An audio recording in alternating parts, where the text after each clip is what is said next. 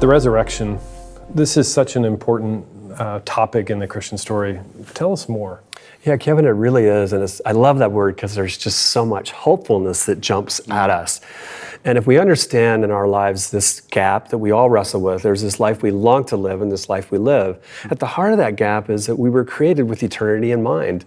And we feel the reality that everything does not last, that we long for it to last. If we go back to our story, we know that we were created with this sense of eternity. And when we come to Genesis chapter 3, one of the grand disintegrations of God's design for us and the life He has for us is that it has been cut short. And that when sin enters the world, death enters the world. And we feel this wrongness of death, don't we? And we want hope in it. Yeah, we all feel this, don't we? I mean, this reality that death is final and it's painful.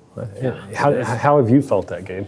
Yeah, I think one of the greatest and most painful moments is at a funeral, right? It's when the idea and the abstract understanding of fear becomes an in-your-face fact. And I remember one instance in particular was a friend of mine. She was a Wiccan, and she called me up, and it had been after months of having seen her the last time.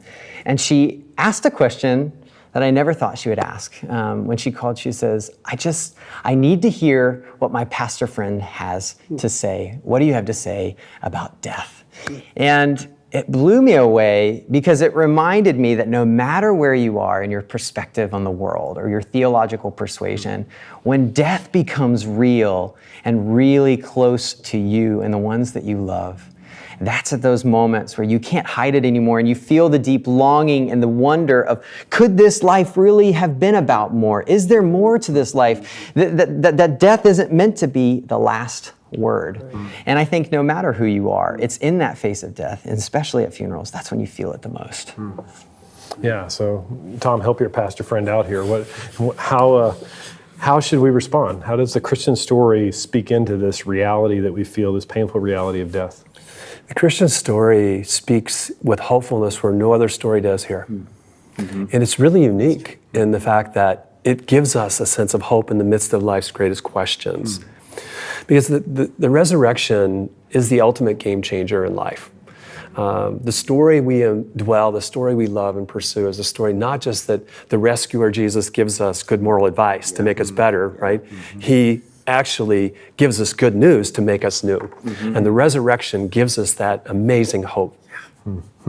Gabe, what are the implications of this? Where do you find it? Throughout history, people have really pushed back or questioned if this is true. And how do you find confidence in the resurrection being real? Yeah, and I think that's a question that, exactly like you said, it's been asked throughout history. And I was faced with this question again. I was walking my dog in the park, and this really nice guy, asked me how my day was, and asked me, what do you do for a living? And I said, oh, I'm a pastor. And then he instantly said, well, I don't know if I necessarily buy the resurrection. Well, a lot of people don't buy it. Tell me why you don't buy it.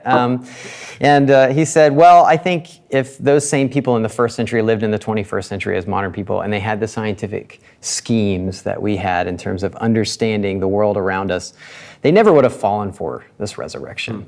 They were just much more gullible people.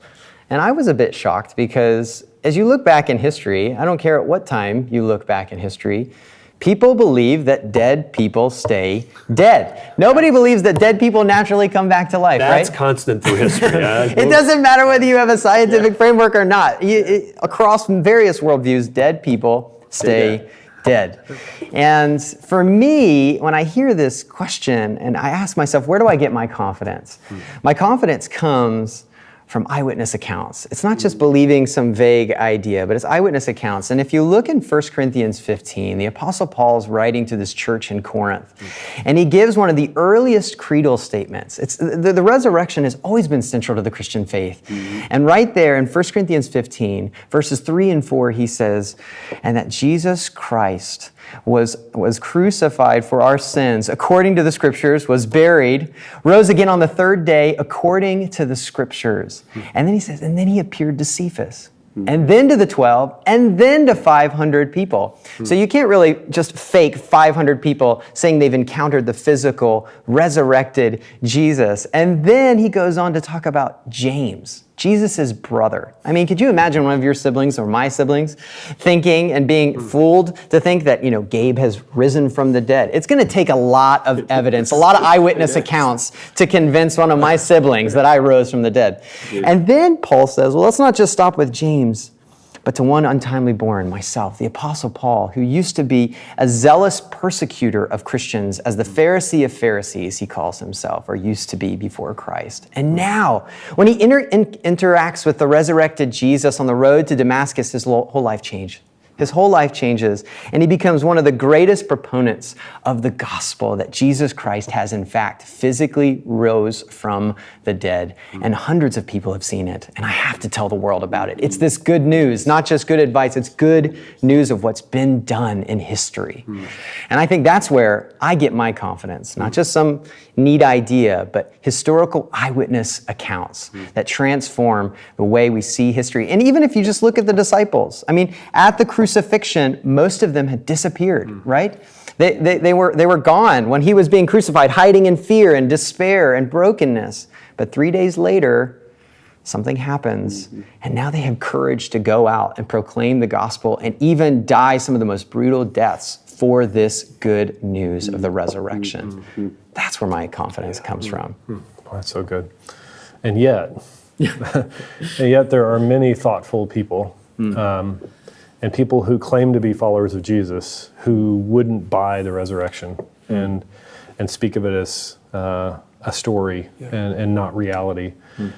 So Tom, talk to us a little bit about what does that mean for us? If you're not buying the resurrection, what are the implications of that? What does it mean for a person without the resurrection? Yeah, I can really resonate with that doubt because it's the most massive of massive truth claims. And with that massive truth claim, it's massive implications. And so Paul himself, this brilliant rabbi, after he encounters the resurrected Jesus on the Damascus Road, tells us in this text in 1 Corinthians 15, hey, if Jesus didn't physically, bodily raise from the dead in space and time, then he said, basically, we're idiots. Because our whole logical framework of our story is shattered without the resurrection.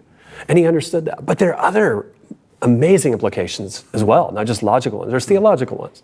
Because our great story of creation, going to new creation, Jesus is the first fruits of new creation. His resurrection, right, gives us the confidence that this messy world's going to change someday. And so it has massive implications and also hope. Our hope in our life to face death or face life. That's so good. Gabe, as we wrap up, what's something you want to make sure people don't miss in this session? Yeah, I think two things that we can't miss when we step away from the resurrection and understand the truth and the reality of what's going on in history and for our future. And the first is, in our world where terror and fear, and we all face death, we have to come to grips with the great hope for tomorrow that comes through the resurrection. I remember when I lost my first child.